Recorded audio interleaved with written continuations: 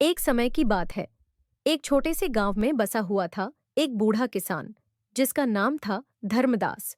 धर्मदास ने अपनी सारी जिंदगी खेतों में काम करते हुए बिता दी थी। उनका एक छोटा सा घर था और उनके साथ रहते थे उनके दो बेटे, सुजीत और विजीत। दोनों ही बेटे अपनी अपनी पत्नियों के साथ उसी घर में रहते थे। धर्मदास के जीवन में बस एक ही दुख था कि उनके अपने ही बेटे और बहुएं उनका ख्याल नहीं रखते थे। बूढ़े हो चुके धर्मदास को अक्सर अपने घर में ही उपेक्षा का सामना करना पड़ता था।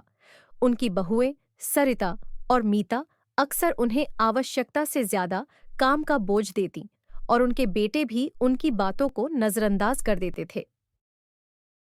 एक दिन धर्मदास अपने पुराने मित्र रामदीन से मिलते हैं।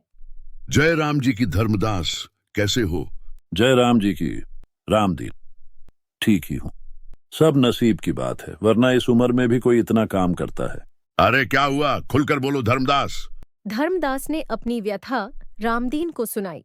रामदीन, जो कि धर्मदास से कुछ साल छोटे थे और काफी चालाक भी थे, उन्होंने धर्मदास को एक युक्ति सुझाई।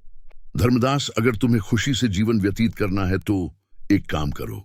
तुम्हारे पास यदि थोड़े से सिक्के हैं तो उन्हें हर रोज 100 बार गिना करो और ये नाटक करो कि तुम्हारे पास बहुत सारी संपत्ति है।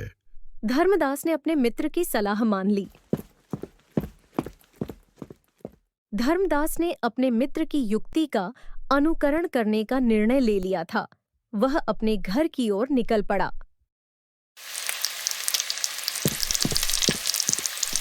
ओह ससुर जी, इतनी देर लगा दी आपने चावल लाने में। कोई भी काम आप ढंग से नहीं करते, बस टाइम पास करते रहते हैं। चावल रखिए और जरा खेती के ऊपर भी ध्यान दीजिए। धर्मदास ने मित्र की युक्ति को याद किया और वह उस रात से ही अपने कमरे में बैठकर सिक्के गिनने लगा। वह अपनी पिगी बैंक में रखे सिक्के जोर जोर से हिलाता और उसे एक बड़े संदूक में डालता था। उनके बेटे और बहुएं जब यह देखते तो उनकी आंखों में लालच की चमक उत्पन्न हो जाती। अरे सरिता सुनो, बाबूजी सो रहे हैं क्या? जी, आजकल मैं उन्हें बहुत देर तक सोने देती हूँ। ठीक है, उनका अच्छे से ख्याल रखो, अब उम्र हो चुकी है उनकी।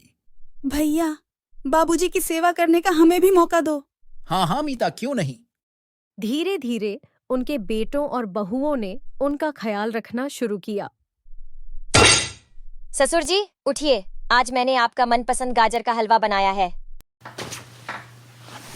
हाँ सरिता, आज मैं बहुत देर सोता रहा, तुमने मुझे जगाया क्यों नहीं? आज से आप सिर्फ आराम करेंगे और कोई काम नहीं। सरिता और मीता उन्हें समय पर चाय और अच्छा भोजन देने लगे। उनके साथ विनम्रता से पेश आने लगे। लेकिन वक्त के साथ साथ धर्मदास की उम्र ढलती गई और एक दिन वह इस दुनिया से विदा हो गए।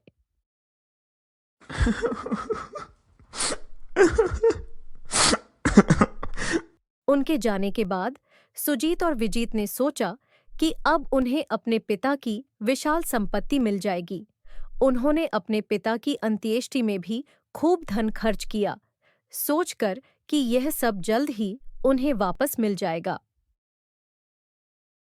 13 दिन बीत जाने के बाद धर्मपाल के बेटे उनकी पुरानी संदूक खोलने का निर्णय लेते हैं। जब उन्होंने धर्मदास की संदूक खोली तो उन्हें वहां केवल 9 सिक्के मिले। उनका मन दुख और गुस्से से भर गया। उन्हें एहसास हुआ कि उनके पिता ने उन्हें यह सिखाने के लिए यह सब किया था कि लोभ और स्वार्थ की भावना से कभी कुछ नहीं मिलता। अगर आप चाहते हैं कि हम ऐसे वीडियो रोज बनाएं तो सब्सक्राइब करना मत भूलना।